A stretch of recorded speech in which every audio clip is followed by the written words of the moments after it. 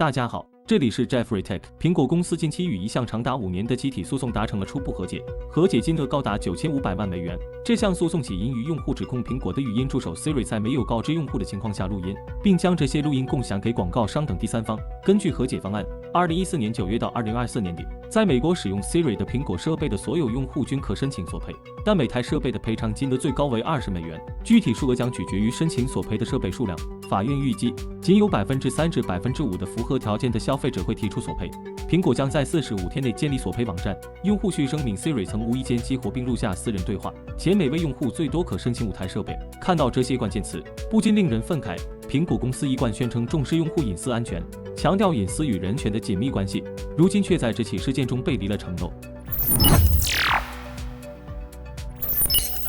这场诉讼的源头可以追溯到2019年7月，当时外媒爆料称，为了改进 Siri 的功能，苹果会将部分用户的语音数据上传到服务器，进行分析以评估 Siri 的唤醒准确性。然而，苹果并没有向用户明确告知，这些录音并非由机器分析，而是由真人审查员来进行判断。此外，用户也不知情地被录音，尤其是在 Siri 意外激活的情况下。曝光后，苹果迅速承认并表示，录音数量极少，仅占激活量的不到1%，且每段录音时长只有几秒钟。苹果强调，所有审查员都需遵守严格的保密要求。然而，爆料人指出，审查员只是判定是否为有意唤醒，未进一步说明对敏感数据的处理流程。换言之，苹果对用户未告知录音和隐私数据处理存在明显缺失，导致这起事件被苹果归类为技术问题。据爆料人透露，许多录音内容涉及医生与患者的讨论、商业交易、疑似犯罪甚至亲密行为，且录音中可能包含位置、联系方式和用户数据。审核员每天可能会听到多达1000条录音，特别是 Apple Watch 的控卡常常因无意唤醒而触发录音。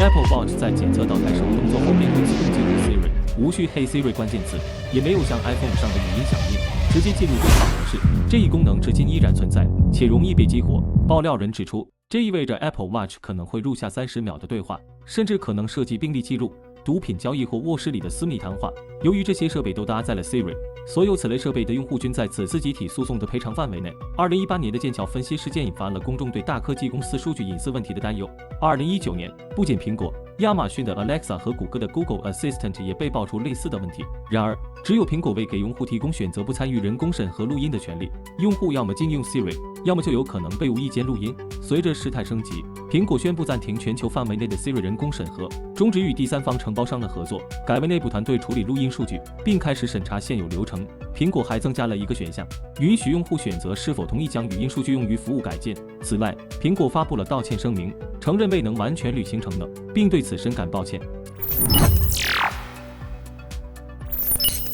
尽管苹果选择庭外和解，但在和解协议中依然否认存在任何不当行为，坚决否定原告的指控。和解协议是否最终获批还需等待法院的裁定，而如果和解未通过，苹果可能面临高达15亿美元的罚款。尽管9500万美元的和解金额对于苹果来说几乎微不足道，仅相当于其9小时的利润，但对于每个受影响的消费者而言，最高20美元的赔偿显然无法弥补隐私受到侵犯的损失。毕竟，这一金额不过是苹果公司年收入的一小部分。作为长期宣称重视用户隐私并将隐私视为核心竞争力的苹果，其在 Siri 监听事件中的失误无疑让人失望。苹果曾以用户隐私的守护者自居，多次批评其他公司对用户数据的滥用。然而，随着 AI 时代的到来，苹果不得不处理大量的用户语音数据，而此次事件暴露了即使是苹果这样的公司，也可能在隐私保护上出现疏漏。若苹果都难以做到全面保护用户隐私，其他科技巨头在推行 AI 智能助手和智能系统时如何处理数据隐私，实在令人堪忧。在数据成为现代社会宝贵资源的今天，